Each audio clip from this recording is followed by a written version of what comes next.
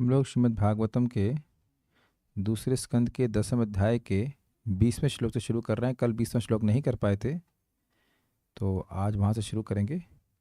19वें में आपने देखा कि कैसे भगवान, इन सभी श्लोकों में हम देख रहे हैं कैसे भगवान आध्यात्मिक, आदिभूत, आदिदैव और अध्यात्म की सृष्टि कर रहे हैं। इन सभी श्लोकों में अधिभूत है इंद्रिय का गोलक, अध्यात्म है सूक्ष्म इंद्रियां, अधिभूत है इंद्रिय विषय भी और इंद्रिय का गोलक, अध्यात्म है सूक्ष्म इंद्रियां और अधिदैव है इंद्रियों के नियामक देवता जिनकी क्रम से सृष्टि होती जा रही है। तो अब आपने श्लोक क्रमांक 19 में सुना कि भगवान ने विवक्षोर मुखतो भूम्नो वह्निर वाग व्याहृतम तयोः जले चैतस्य सुचिरम निरोध समजायत। बहुत काल तक शांत रहने के कारण अब भगवान की बोलने की इच्छा हुई, तो वह उनके मुख से उनका मुख प्रकट हो गया और वहां पे वहनी अग्नि देवता प्रकट हुए जो वाणी के नियामक देवता हैं और वाणी प्रकट हुई। ठीक है। और क्या सुना था? 19 में सुना था, 20 में आपने नहीं किया था। 20 को हम आज पढ़ेंगे, मेरे पीछे बोलिएगा। नासिके निरभिद्येताम दोधूयति नभस्वती, नासिके निरभिद्येतां दोधूयति नभस्वती। तत्र वायुर्गन्धवहो घ्राणो नसी जिघृक्षतः, तत्र वायुर्गन्धवहो घ्राणो नसी जिघृक्षतः। नासिके निरभिद्येताम दोधूयति नभस्वती, नासिके निरभिद्येतां दोधूयति नभस्वती। तत्र वायुर्गन्धवहो घ्राणो नसी जिघृक्षतः, तत्र वायुर्गन्धवहो घ्राणो नसी जिघृक्षतः। तत्पश्चात जब परम पुरुष को सुगंधी सूंघने की इच्छा हुई तो नथुने तथा श्वास, घ्राणेन्द्रिय तथा सुगंधियों की उत्पत्ति हुई और सुगंधी को वहन करने वाले वायु के अधिष्ठाता देव भी प्रकट हुए। अब व्याख्या की कम जरूरत पड़ेगी तो सब समझ में आ रहा है कैसे चल रहा है। नभस्वती प्राण वायु दोधूयति अत्यंत प्रचलित हुई। ना सांस आप देखते ना, तो जब वायु अधिक प्रचलित होने लगी, प्रचलित मतलब बहुत तेज चलने लगी प्राण वायु विराट पुरुष की, तो नासिके दोनों नासिका के द्वार निर्भिद्यताम विकसित हो गए। ये दोनों नासिका होती है हमारी, उसी प्रकार से विराट पुरुष की विकसित हो गई। तत्र तत्पश्चात जिघ्रशतः जब उनको सूने की इच्छा हुई तो नसी तो उनकी नाक में गंध वहो वायु ग्राणा, गंध वहन करने वाले वायु देवता प्रकट हुए और ग्राणेन्द्रिया प्रवेश कर गई, मतलब ग्राणेन्द्रिया प्रकट हो गई। भाई गंध, वह गंध का वहन करने वाले उसके अधिष्ठाता देवता वायु प्रकट हो गए। कोई कठिन बात नहीं है। नासिका मतलब नाक के गोलक, उसके बाद उसी के साथ ग्राण,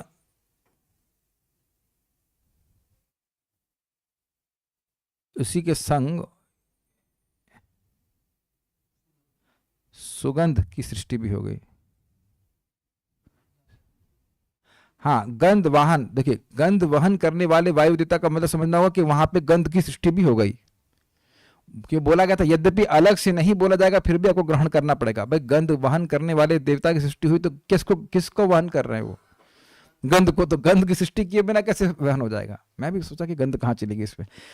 चक्रवर्ती पाद ने बोला था कि गंध वह मतलब सुगंध को वहन करने वाले, तो गंध मतलब गंध और वह मतलब वहन करने वाले। तो गंध की सृष्टि हुई और गंध का वहन करने वाले देवता की भी सृष्टि हो गई।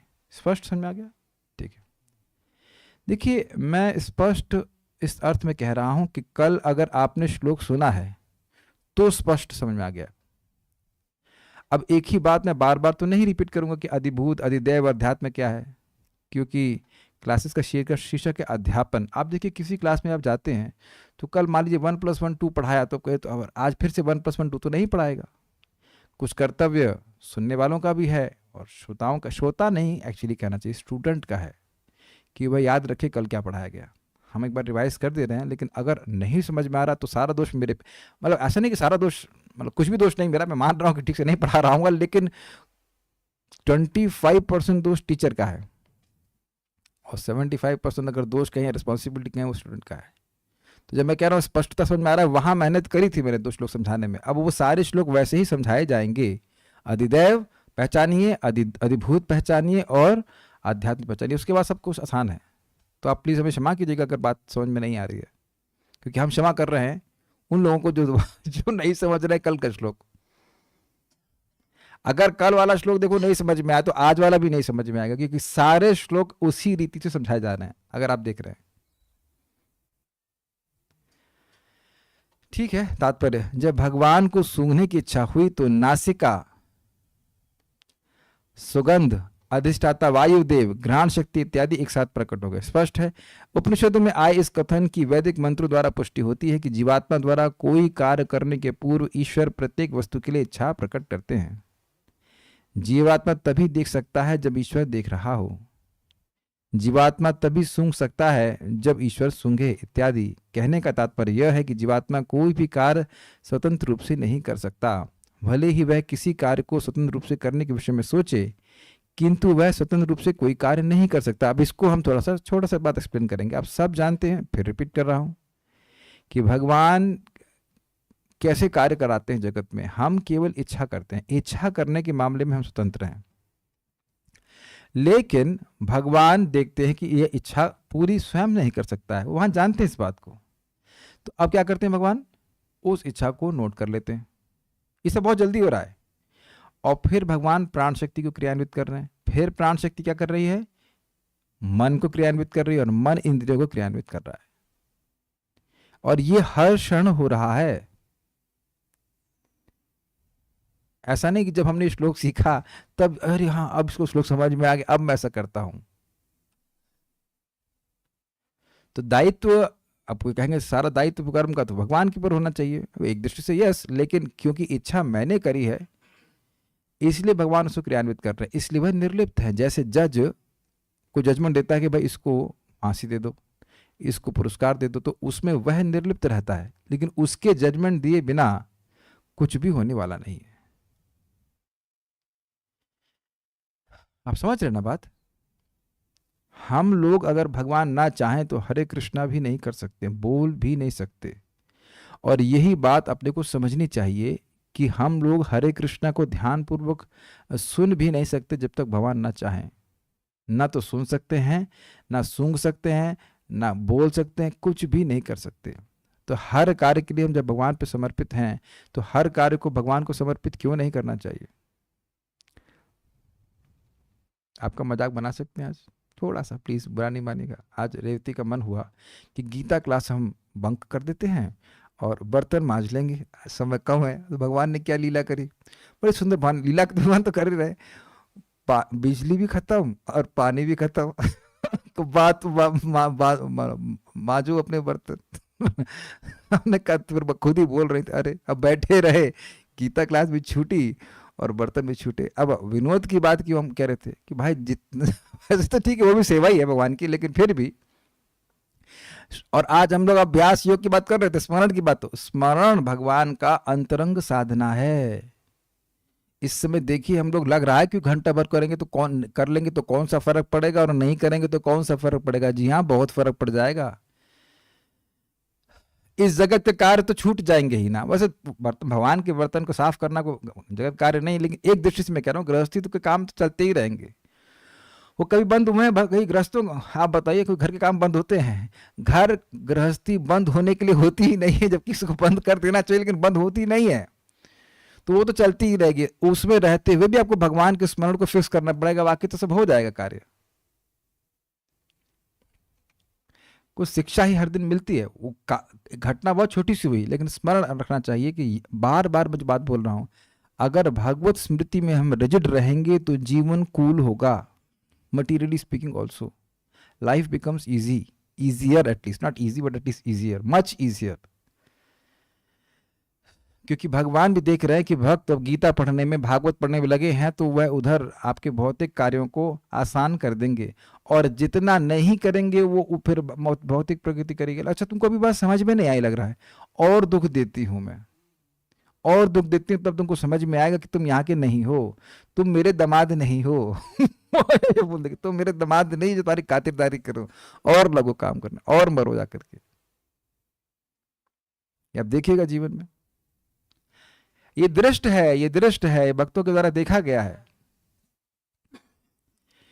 आप मेरी बात समझ रहे हैं, समझ तो मैं क्यों कह रहा हूं, भगवान के शरणागत होंगे तो भगवान जीवन भौतिक रूप से भी आसान कर देंगे, क्योंकि सब कुछ उनके नियंत्रण में है। क्या ये बात हम समझ रहे हैं? सब कुछ उनके नियंत्रण में है।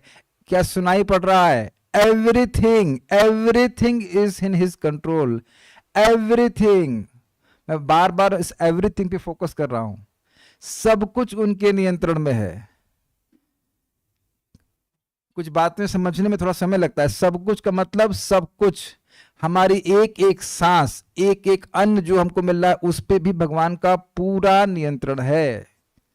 हमारी योजना से कुछ बनता नहीं, हमें केवल योजना करनी है। यह है कि हम भगवान की भक्ति ठीक से कैसे कर सकते। सबसे पहले मुख्य योजना यह है, उसके बाद बाकी सारी योजना बनानी चाहिए।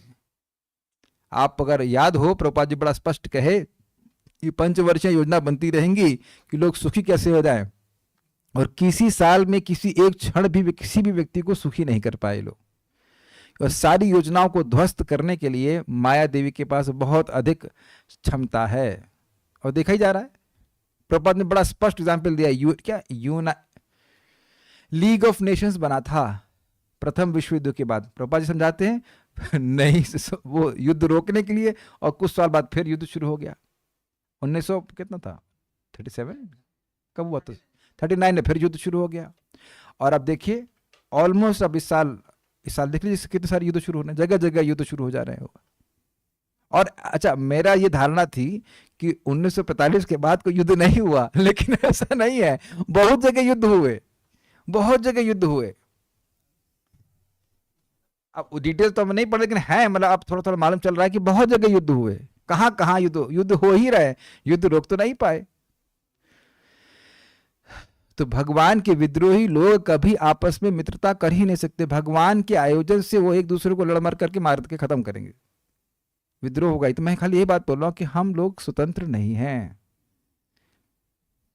और अगर हम भगवान के शरणागत हो गए तो भगवान के नियंत्रण में सब कुछ है। भगवान जीवन आसान कर देंगे ताकि हम और भगवान की सेवा ठीक से कर सके। ये आप देख लीजिएगा, भगवत कृपा से सोचने की स्वतंत्रता तो है, किंतु कार्य रूप में उसकी परिणति भगवत कृपा से ही होती है। इसलिए ये आम कहावत है, आपन सोची होत नहीं, प्रभु सोची तत्काल। सारी व्याख्या का विषय यह है कि जीवात्मा परतंत्र है और परमेश्वर पूर्ण स्वतंत्र है। अब यह बात हम क्यों बार बार सुने, क्योंकि यही हमारी बीमारी है। स्वैर आचरण, हर व्यक्ति सोच रहा है कि मैं स्वतंत्र हूं करने के लिए कुछ भी, जबकि वह पूरी तरह परतंत्र है। देखिए, समझ में आ गया? क्या अपनी हवा के लिए हम परतंत्र नहीं हैं? तो जैसे हवा के लिए है, जल के लिए है, अन्न के लिए है, धरती के लिए है, हर चीज, बुद्धि मन सब कुछ तो भगवान से उधार लेके ही कर रहे हैं। समझ में आ गया ना?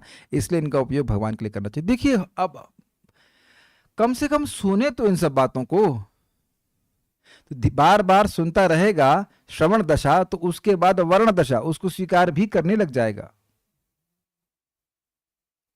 ये सुना था ना, श्रवण दशा वर्ण दशा।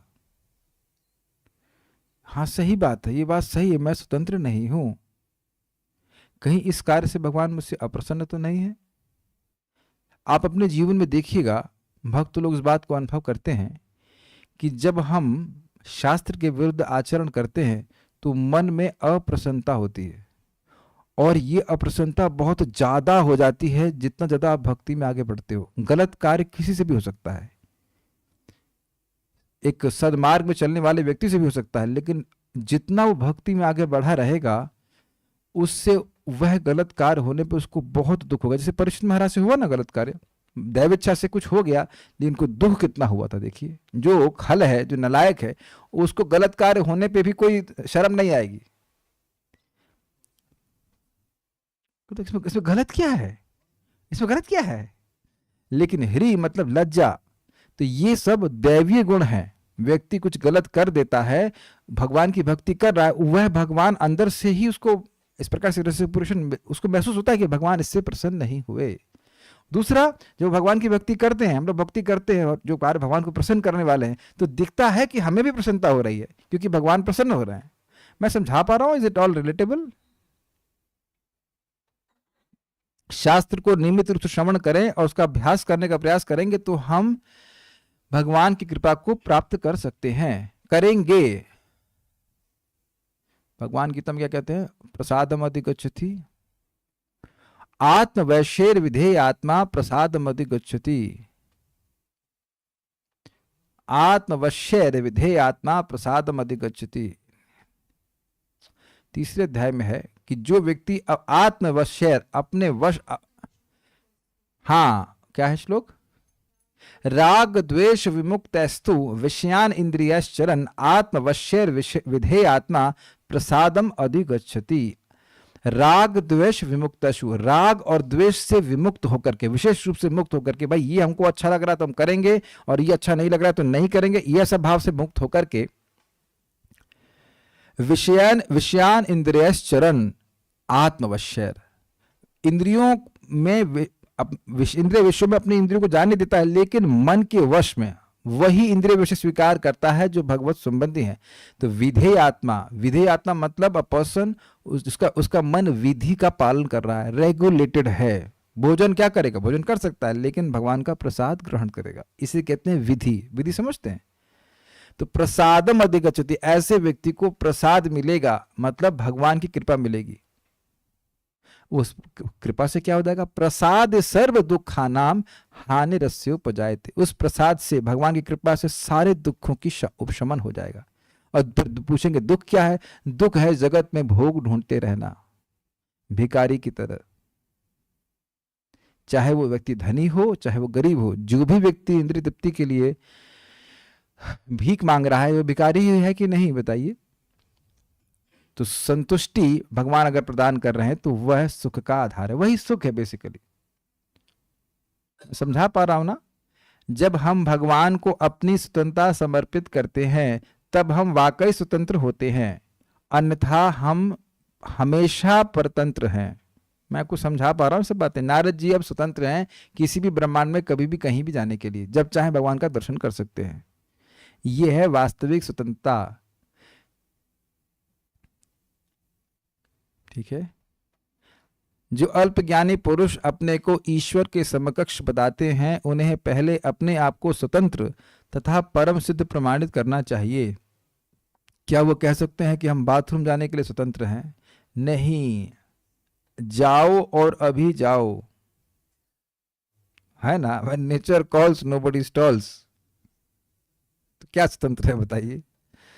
तब उन्हें ईश्वर से अपनी एकात्मकता का दावा प्रमाणित करना चाहिए। तो केवल बोलने से नहीं कि तुम भी भगवान मैं भी भगवान, ओनली कृष्ण इज भगवान। नेक्स्ट, अब इसी प्रकार से हम लोग अब 21 और 22 श्लोक को भी देखेंगे। मेरे पीछे बोलिए। अब भगवान, अब देख रहे हैं कि सब जगह अंधकार है तो भगवान की आंखें प्रकट हो रही हैं। यदात्मनि निरालोकम आत्मानं च दिदृक्षतः, यदात्मनि निरालोकम आत्मानं च दिदृक्षतः, निर्भिन्ने हि अक्षणी तस्य ज्योतिश्चक्षुर्गुणग्रहः, निर्भिन्ने यक्षिणी तस्य ज्योतिश्चक्षुर्गुणग्रहः। यदात्मनि निरालोकम आत्मानं च दिदृक्षतः, यदात्मनि निरालोकम आत्मानं च दिदृक्षतः, निर्भिन्ने हि अक्षणी तस्य ज्योतिश्चक्षुर्गुणग्रहः। निर्भिन्ने हि अक्षिणी तस्य ज्योतिश्चक्षुर्गुणग्रहः। इस प्रकार जब सारी वस्तुएं अंधकार में विद्यमान थीं तो भगवान की अपने आप को तथा जो कुछ उन्होंने रचा था उन सबको देखने की इच्छा हुई। तब आंखें, प्रकाशमान सूर्यदेव, देखने की शक्ति तथा देखने वाली वस्तुएं ये सभी प्रकट हुई। तो स्पष्ट है इसी है। यदा, जब उस विराट रूप ने निरालोकम, आलोक रहित यानी अंधकार को आत्मनि यानी स्वयं में देखा। अपने जगत तो भगवान से भिन्न है ना, देखा अंधकार है, सब कुछ अंधकार है। तो आत्मानम, स्वयं को, अब एक प्रश्न आएगा, जब आंखें नहीं तो देखा कैसे? तो देखा का मतलब अनुभव किया। आंखें जब रात्रि में आप अंधकार में आंखें खोलते हैं तो कुछ दिखता नहीं है, तो देखा का यहाँ पे अर्थ है अनुभव किया कि अंधकार है, कुछ दिख नहीं रहा है। ये अब बड़ा इंपॉर्टेंट पॉइंट है। क्या उनको दिख रहा था कि अंधकार है? ये भी पॉइंट है ना। अंधकार है ये देखने के लिए आंखें चाहिए ना। तो भाषा बड़ी अद्भुत है कि उन्हें देखा कि अंधकार है। क्या प्रश्न होगा, कैसे देखा? श्लोक सामने है, जो अर्थ आप ग्रहण कर लें ग्रहण कर लें। यही तो कंफ्यूजन बात हो जाएगी कि भाई देखे कैसे वो। हाँ, आप ये बात को समझ में आ रहा है कि आंखें बंद हों तो अनुभव किया जा रहा है कि अंधकार है। अब आप कह रहे हैं खुले हैं तो अंधेरा है, तो खुले हैं तो मतलब आंखें होनी चाहिए ना। लेकिन यहाँ कह रहे हैं कि जब उन्होंने अनुभव किया कि अंधकार है। अब देखो भगवान को कौन समझ सकता है पूरा, आगे बढ़ते जो लिखा है व्याख्या कर दिया जा रही है। तो उन्हें अंधकार स्वयं में देखा, तो आत्मानम स्वयं को, च दिदृक्षता जो यानी स्वयं को, और च का मतलब जो कुछ अन्य उन्होंने रचा था उसको। आत्मानम मतलब आत्मा को यानी स्वयं को, और च मतलब जो अन्य रचना करी थी उसको। दिदृक्षता देखने की इच्छा की। ये शब्द आप कई बार सुन चुके हैं, दिदृक्षतः, विविक्षतः। उसी तरह से दिदृक्षतः मतलब देखने की इच्छा करी। तस्य उनके शरीर में अक्षणी ही निश्चित ही चक्षुर इंद्रिय के अधिष्ठान नेत्र गोलक यानी कि सॉकेट, आंख का सॉकेट अक्षणी। ज्योति ही मतलब चक्षुर इंद्रिय के अधिष्ठाता आदित्य देवता। ओके, चक्षु मतलब चक्षुर इंद्रिय तथा गुण ग्रह चक्षुर इंद्रिय को देखने की शक्ति अर्थात उसका विषय रूप निर्भिन्न यानी उत्पन्न हुए। गुण को, जो आंखों का गुण है उसको ग्रहण करने की क्षमता उत्पन्न हो गई। किसको ग्रहण कर रही थी आंखें? रूप को। तो इससे ये ग्रहण करना होगा कि रूप की सृष्टि भी हो गई। अरे भाई रूप ही नहीं है तो आंखों की देखने की शक्ति का क्या मतलब है? आप लोगों ने देखा हो कभी, आंखों का टेस्ट कराने के लिए गए हैं तो सामने कुछ प्लेट रखते हैं, तो देख के बताओ। अच्छा मान लो प्लेट ही ना रखे, तब कहो देखो बताओ, तो क्या बताएं? है ना, जब कोई वस्तु ही नहीं है तो क्या बताएं? तो ये बड़े सुंदर तरह से श्लोक बताया जा रहा है कि गुण को ग्राह करने की यानी कि रूप को देखने की शक्ति विकसित हो गई, तो इससे ग्रहण करना होगा कि रूप की सृष्टि भी हो गई। मैं फिर रिपीट कर रहा हूं, चक्रवर्ती पाद ने कहा था यद्यपि ना भी कहा जाए, आपको श्लोक ऐसे समझना होगा कि चार चीजों की सृष्टि हुई। क्या? इंद्रियों का गोलक सॉकेट, सूक्ष्म इंद्रिय, इंद्रिय का विषय और इंद्रिय के देवता। तो इस तरह से हम लोग समझ रहे हैं। अब तो मेरे ख्याल से आसान हो गया होगा, समझा रहा हूं, बार बार वही बात बोल रहे हैं। सारार्थ दर्शनी, जब उस विराट रूप ने आत्मनि अर्थात अपने भीतर निर्लोकम अर्थात आलोक का भाव पाया, तो आत्मानम अर्थात स्वयं को तथा च अर्थात अन्यों को दिदृक्षतः अर्थात देखने की इच्छा से अक्षणी अर्थात वह स्थान जिसे स्थूल नेत्र गोलक कहते हैं, आंख का सॉकेट, ज्योति अर्थात सूर्य देवता तथा चक्षु अर्थात सूक्ष्म देखने की इंद्रिय, अध्यात्म एवं गुण ग्रह अर्थात नेत्र इंद्रिय का रूप ग्रहण करने का गुण प्रकट हो गया अर्थात उसकी इंद्रिय विषय रूप प्रकट हो गया। मैं पढ़ दिया ताकि बात समझ में आ जाए। तात्पर्य, यह ब्रह्मांड यथार्थ में घना अंधकार है। This is nice. और इसलिए समग्र सृष्टि तमस या अंधकार कहलाती। ये काफी इंटरेस्टिंग है। सभी जीवात्माओं को तमस प्रधान अहंकार ढका हुआ है, जिस कारण से हम अपने को नहीं समझ पाते। इसीलिए सुनना बहुत जरूरी है। रात्रि ही ब्रह्मांड का वास्तविक स्वरूप है, क्योंकि तब मनुष्य को कुछ भी नहीं दिखता, यहां तक कि वह स्वयं को भी नहीं देख सकता। ये ब्रह्मांड का वास्तविक स्वरूप है, फुल ऑफ डार्कनेस।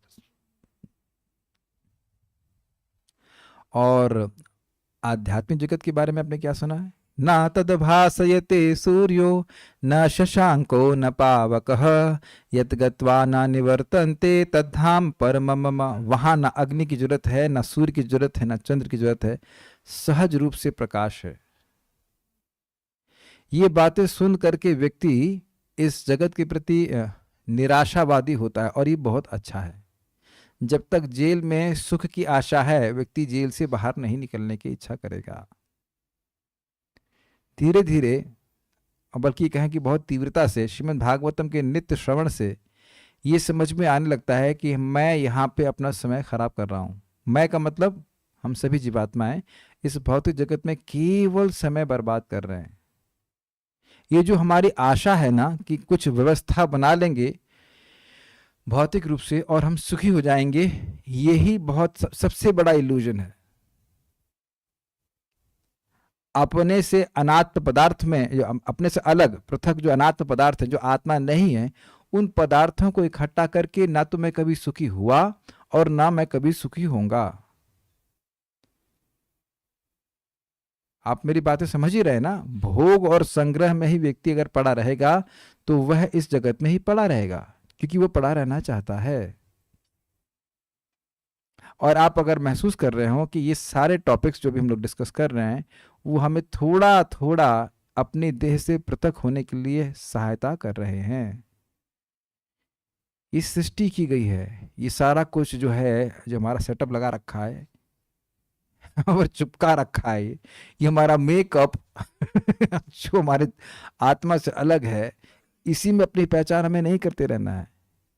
चक्षुर इंद्रिया है, नियामक देवता है, ये आंखें हैं, मैं नहीं हूं।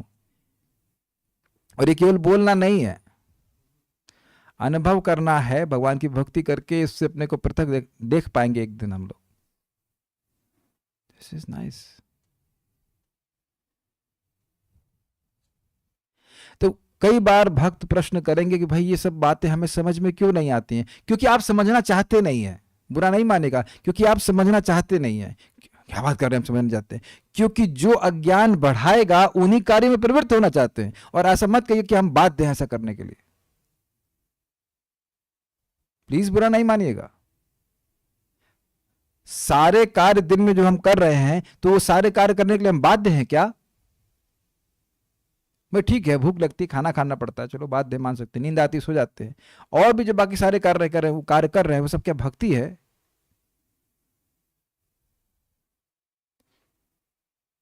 तो ये विचार कीजिए। ठीक है, मान लो तुरंत व्यक्ति उस स्तर पे नहीं आ पा रहा, लेकिन कम से कम अस्वीकार तो नहीं करना चाहिए। Is it not? आप लोग मुझे क्षमा कीजिएगा अगर कुछ बात हैवी निकल रही मेरे मुख से, लेकिन बात तो यही है कि हम अज्ञान को खुद ही बढ़ा रहे हैं। देखिए, आज मैं सुबह भी इस बात को समझा रहा था, तो आज एटलीस्ट आज मुझे वो बात काफी याद रह रही है।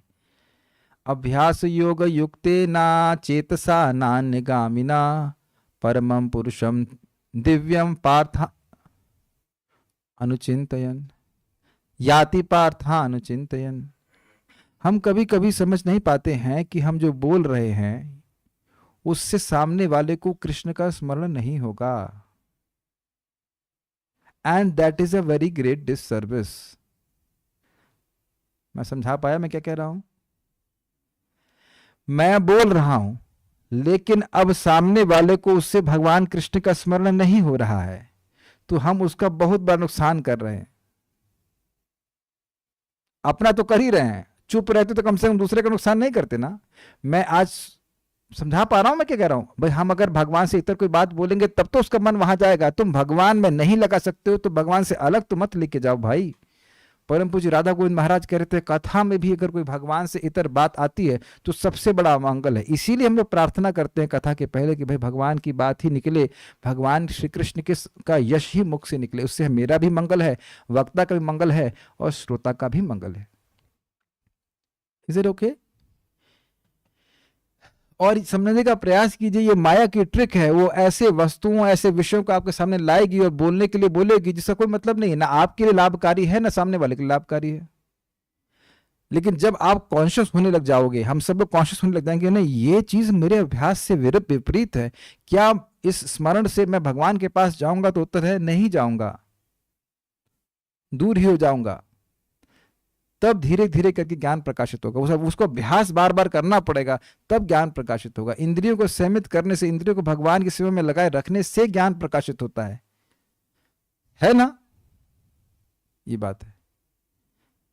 टूटा हुआ ग्लास तो हम नहीं स्वीकार करते ना, क्योंकि जानते हैं कि पिएंगे नीचे से पानी लीक हो जाएगा। तो यही तो कठिनाई है कि भक्ति हम लोग कर रहे हैं, बहुत अच्छी बात है, लेकिन इंद्रिय संयम करना भी जरूरी है। फालतू की बात ना सुने। क्यों रघुनाथ दास गोस्वामी को कहा गया कि ग्राम्य कथा ना सुनिबे और ग्राम्य कथा ना कहिबे, दुनिया की बातें ना कहिए और दुनिया की बातें मत सुनिए, क्योंकि तभी मन भगवान में स्थिर हो सकता है। तो प्रश्न हम अपने आप से स्वयं कर लें कि क्या हम अपने मन को स्थिर करना चाहते हैं या नहीं करना चाहते हैं।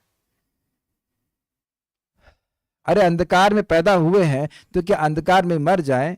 ये प्रश्न अपने को विचार करना चाहिए।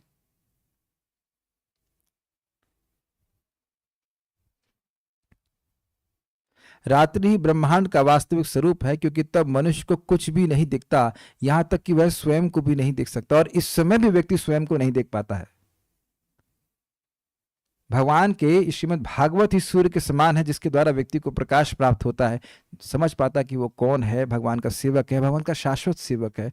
उसकी एकमात्र कर्तव्य भगवान की सेवा करना है, वैष्णवों की सेवा करना है, बस। और सेवा का बड़ा स्पष्ट अर्थ है। सेवा का मतलब है उनकी भगवत स्मृति को बढ़ाना। बिल्कुल स्पष्ट अर्थ है। वैष्णव सेवा मतलब किसी भी तरह से उनकी भगवत स्मृति बढ़े, यही मुख्य उद्देश्य है। That's how and that's why we Vaishnavas devotee should meet each other. एक दूसरे से मिलकर के भगवान की स्मृति बढ़ाएं, यही उद्देश्य होना चाहिए। भगवान ने अपनी अहेतु की कृपा से सर्वप्रथम अपने आप को तथा अपनी सारी सृष्टि को देखना चाहा। तो यहां पे देखना चाहा कह लीजिए, देखा मतलब देखना चाहा। इस तरह सूर्य प्रकट हुआ, समस्त जीवों में देखने की शक्ति उत्पन्न हुई और दिखने वाली वस्तु भी प्रकट हुई। इसका अर्थ यह हुआ कि सूर्य की सृष्टि के बाद ही सारा व्यवहार जगत दिखाई पड़ने लगा, उससे पहले तक नहीं दिख रहा था। अब बहुत ही रुचिकर श्लोक है। अब कानों की सृष्टि है, लेकिन है बड़ी रुचिकर तरह से। जरा देखिएगा, मेरे पीछे बोलिए। बोध्यमानस्य ऋषिभिः आत्मनः तज्जिगृक्षतः। बोध्यमानस्य ऋषिभिः आत्मनः तज्जिगृक्षतः। कर्णौ च निर्भिद्येतां दिशः श्रोत्रं गुणग्रहः। कर्णौ च निर्भिद्येतां दिशः श्रोत्रं गुणग्रहः। बोध्यमानस्य ऋषिभिः आत्मनः तज्जिगृक्षतः। बोध्यमानस्य ऋषिभिः आत्मनः तज्जिगृक्षतः। कर्णौ च निर्भिद्येतां दिशः श्रोत्रं गुणग्रहः। कर्णौ च निर्भिद्येतां दिशः श्रोत्रं गुणग्रहः। बहुत अच्छा श्लोक है, बहुत रुचिकर। महान ऋषियों द्वारा जानने की इच्छा विकसित होने से कान, सुनने की शक्ति, सुनने के अधिष्ठाता देव तथा सुनने की वस्तुएं प्रकट हुई। ऋषिगण आत्मा के विषय में सुनना चाह रहे थे। तो अब एक प्रश्न है कि ये ऋषिगण कैसे पैदा हो गए? ऋषिगण कहाँ से पैदा हो गए अभी? तो अभी आप इसको थोड़ा और तरह से समझेंगे तो समझ में आ जाएगा। ऋषिगण कहाँ से पैदा हो गए? ऋषिगण कहाँ से आए? ऋषिगण कहाँ से आ गए? तो उसको सीधे स्वामी समझा रहे हैं, उसको देखिएगा। ऋषि भी अर्थात वेद नामक ऋषियों द्वारा स्तुतियों से जगाए जाने पर। तो समझना होगा कि वेद हैं शाश्वत, वेदों की सृष्टि नहीं होती। जब प्रलय हो जाती है तब भी वेद मूर्तिमान रूप में, ऋषियों के रूप में भगवान की स्तुति करते, इसलिए कह रहे ऋषि भी। मैंने कहा था ना, ये बहुत बहुत ही रुचिकर श्लोक है। ऊपर ऊपर से पढ़ेंगे तो कुछ नहीं समझ में आएगा, लेकिन बड़ा रुचिकर है। अभी तो सृष्टि कुछ हो न रही है, उस तरह से तो हो ही नहीं। देवताओं की सृष्टि मतलब देवता के नियामक देवता हो गए, लेकिन ऋषियों की सृष्टि तो हो ही नहीं। तो सर्ग का वर्णन हो रहा है ना, तो अभी विसर्ग तो हुआ नहीं है। तो ऋषि कहां से आ गए? तो ऋषि का अर्थ है वेद ही, जो मूर्तिमान रूप में रहते हैं। इसलिए कह रहे हैं वेद नामक ऋषियों द्वारा स्थितियों से जगा जाने पर आत्मनः परमेश्वर की तत् वह प्रबोधन बुद्धिमानस्य, सुनने की इच्छा हुई। हाँ, भगवान को जगा रहे हैं।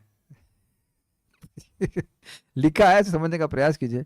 जिजीक्षुता इस प्रकार ग्रहण करने की इच्छा होने पर कर्णों, कर्णाधिष्ठान दो कानों के साकिट, कर्णों शब्द द्विवचन में है। दिशा श्रोतेंद्रिय के अधिष्ठाता देवता, दिशाएं जो दिशाएं होती हैं वो उसके देवता हैं। श्रोत्रम मतलब श्रवणेन्द्रिय तथा गुणग्रह च, श्रवणेन्द्रियों के विषय शब्द भी निर्भिद्यता अर्थात प्रकट हुए। गुणग्रह समझ रहे हैं, वो शब्द सुनने का ग्राहक शक्ति प्रकट हो गई तो उसका मतलब है कि वह शब्द भी प्रकट हो गया। देवता है दिशाएं, डायरेक्शंस। हाँ लिखा है तो है नहीं। श्रीधरी, जब वेद नामक ऋषियों ने उस विराट पुरुष की स्तुति की, उस समय उस विराट पुरुष को, उस प्रबोधन को जानने की इच्छा हुई। क्या बोल रहे हैं वो लोग? ठीक है, उसी समय उसके उस शरीर से दोनों कान प्रकट हो गए और उसके पश्चात श्रवणेन्द्रिय, श्रवणेन्द्रिय के अधिष्ठात्र देवता, दिशाएं, श्रोतेन्द्रिय के विषय शब्द प्रकट हुए। उसी से शब्द का ग्रहण होता है। तात्पर्य, जैसा कि भगवत गीता में कहा गया है, ज्ञान के द्वारा प्रत्येक वस्तु के आश्रय रूप परमेश्वर के विषय में जानने का प्रयत्न करना चाहिए।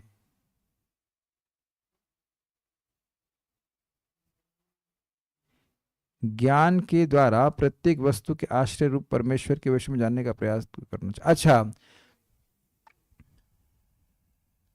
बहुनाम जन्मनाम अन्ते ज्ञानवान माम प्रपद्यते वासुदेवः सर्वमिति स महात्मा सुदुर्लभः। बहुत जन्मों के ज्ञान के अनुशीलन के बाद व्यक्ति को समझ में आता है कि सभी चीजों के स्रोत भगवान वासुदेव हैं। तो ज्ञान का उद्देश्य है भगवान वासुदेव को समग्र सृष्टि का उत्स, स्रोत के रूप में जानना।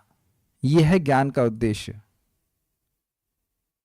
इस समय जो भी पढ़ाई हो रही है वो केवल ये जानने के लिए है कि पैसा कैसे कमाया जाएगा। अग्रीड? हमारे पैसे का स्रोत क्या है यह जानने के लिए ही ज्ञान है आजकल दिया जा रहा है, वो वस्तुतः हुआ ज्ञान है। और यह भी कहना कठिन होगा कि उस पढ़ाई से आपकी पेट भी पल रहा है।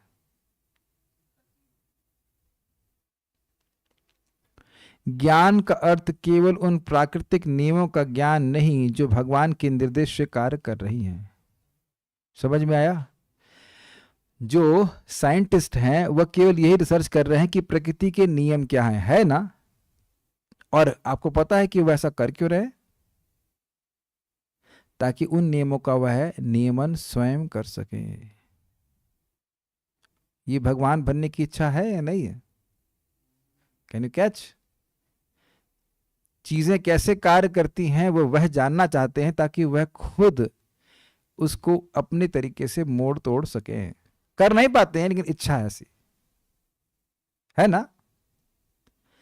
विज्ञानी प्रकृति में कार्यशील भौतिक नियमों के विषय में जानने के लिए उत्सुक रहते हैं। वे अपने से दूर अन्य ग्रहों में घटित होने वाली घटनाओं के विषय में रेडियो तथा टेलीविजन द्वारा सुनने के लिए उत्सुक रहते हैं, किंतु उन्हें यह समझना चाहिए कि भगवान ने सुनने की शक्ति अथवा सुनने के उपकरण उन्हें अपने विषय में या भगवान के विषय में सुनने के लिए ही प्रदान किए गए थे। समझ में आया? आत्मा के विषय में कि मैं कौन हूं और भगवान कौन है, उसके लिए कान दिया गया है।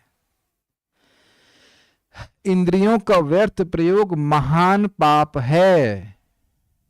तो प्रश्न किसी ने भक्त ने किया था कि अगर कोई व्यक्ति भोजन कर रहा है और भगवान को अर्पित नहीं है, भले मान लीजिए वेजिटेरियन चीजें कर खा रहा है, तो क्या वो भी पाप है? जी हाँ, वह भी पाप है, क्योंकि भगवान ने जीव भोजन करने के लिए नहीं, प्रसाद ग्रहण करने के लिए दी है, भगवान के बारे में बोलने के लिए दी है। ये इंद्रियां दी हैं वास्तविक रूप से इसलिए, मनुष्य की बात कर रहा हूं, ताकि हम इनका उपयोग भगवान की सेवा के लिए करके और भगवान के पास चले जाएं। ये बात है सीधी सी, बहुत सुंदर बात है। देखिए, अगर हम क्लास में नहीं आएंगे तो भूल जाएंगे इस बात को, क्योंकि इसी भुलावट में हम पैदा हुए थे। इस जगत का ये स्वरूप ही है कि भुलावे में रखेगा। Please try to understand this point. Prabhupad ji बोल रहे हैं एक जगह कि the qualification of condition soul is forgetfulness. ये बद्ध जीव का ये एक बहुत अच्छा गुण है कि वो भूल जाता है, भुलक्कड़ है, सुनने के बाद भूल जाता है या फिर याद रहने पे भी भूलना चाहता है। क्या कि वह परतंत्र है। Is it okay?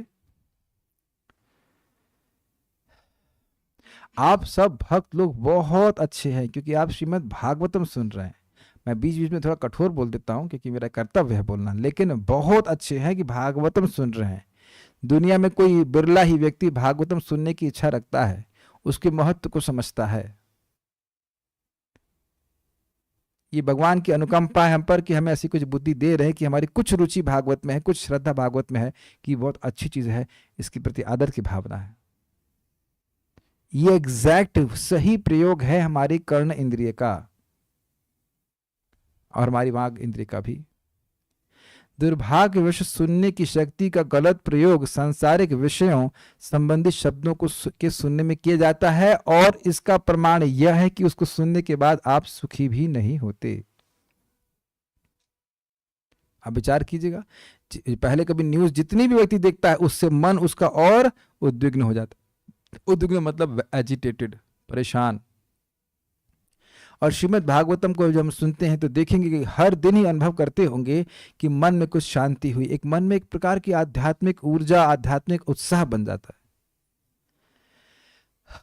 और जैसे अब कल सुबह होगी, उम्मीद है कि भगवान का नाम जब हम गंभीरता से करते हैं, श्रवण करने का प्रयास करते हैं, तो आप अपने चित्त में सुख का अनुभव करेंगे। जितना भगवान के बारे में सुनेंगे उतना सुखी होंगे। भगवान के बारे में तो भगवान भी सुन रहे हैं, चैतन्य महाप्रभु नहीं है, भगवान श्री कृष्ण है और वो निरंतर भगवान के बारे में सुन रहे हैं। श्रीमती राधा रानी भगवान के बारे में सुन रही हैं। भगवान के बारे में सुनना ये सबसे बड़ा सुख है। अब यद्यपि हम लोग को अभी तुरंत उतना ऐसा अनुभव नहीं होता, लेकिन कम से कम शांति का अनुभव तो होता है। ये तो दिख रहा है। मैं आज भी एक भक्त को बता रहा था कि ये जो पालक में विटामिन है, व्हाटएवर क्या है, आयरन है, ये है, वो है, वह भी तो हमको दिखता तो कुछ भी नहीं है। और जब हम खून का टेस्ट कराते हैं तो वहां भी रिपोर्ट देते हैं आपके शरीर में ये कम है, वो कम है, तो तब भी कुछ दिखता नहीं, तो लिखी हुई बात को स्वीकार कर लेते हैं। और आप देखते हैं कि भाई है तो सत्य, भले ना समझ में आता हो, लेकिन जब व्यक्ति ग्रहण करता है, उसके शरीर मान लीजिए आयरन बढ़ रहा है, तो वह अपने शरीर में कुछ बल भी अनुभव करता है। तो गीता भागवत की बात सुन करके व्यक्ति का मन पवित्र होता है। उसको तुरंत भले न दिखाई पड़े, लेकिन वह क्रमशः देखता रहे कि उसकी सोचने की जो प्रक्रिया है, उसके इंक्लिनेशंस हैं, इंक्लिनेशन क्या बोलेंगे इसको हिंदी में, प्रवृत्तियां, यस, उसकी प्रवृत्तियां वो चेंज होती जा रही हैं, वो परिवर्तित होती जा रही हैं। ये दृष्ट है, ये देखी जा रही हैं, उसकी रुचियां चेंज हो रही हैं। ये दिखाता है कि श्रीमद् भागवतम कार्य करती है। जो सब लिखा है वो पूर्णतः सत्य है, केवल भावुकता नहीं है। इसलिए इसका उपयोग किया जाना चाहिए। श्रवण के आधार पर ही हमारा हित वहित हमको समझ में आता है और उसके अनुसार कार्य करते, नहीं तो ये ब्रह्मांड अंधकारमय है, अंधकार में है। वेदहम समतीतानि वर्तमानानि चार्जुना भविष्याणि च भूतानि माम तो वेद न कश्चन। भगवान सब कुछ जानते हैं, भूत भविष्य वर्तमान, लेकिन उनको कोई नहीं जानता क्योंकि भगवान के बारे में लोग श्रवण नहीं करते। तो इसके लिए भगवान ने कान दिए हैं। महान ऋषिगण वैदिक ज्ञान के द्वारा केवल ईश्वर के विषय में सुनने की इच्छा रखते थे। श्रवण द्वारा ज्ञान ग्रहण करने की शुरुआत यही है। यहाँ तक कि सूर्यदेव को भी भगवान से श्रवण करना पड़ा, तब जाके उनको भगवान की बात समझ में आई। और जितने भी राजर्षि थे वह भी सुनने में अपने को प्रवृत्ति किए, परंपरा में ज्ञान प्राप्त किए। तो इस प्रकार से यहाँ पे प्रभुपाद ने समझाया। कोई प्रश्न नहीं है तो यहाँ पे रुकते हैं। कोई प्रश्न है नहीं, स्टॉप हियर। श्रीमद् भागवतम की जय, श्री प्रभुपाद की जय, निताई गौर प्रेमानंदे।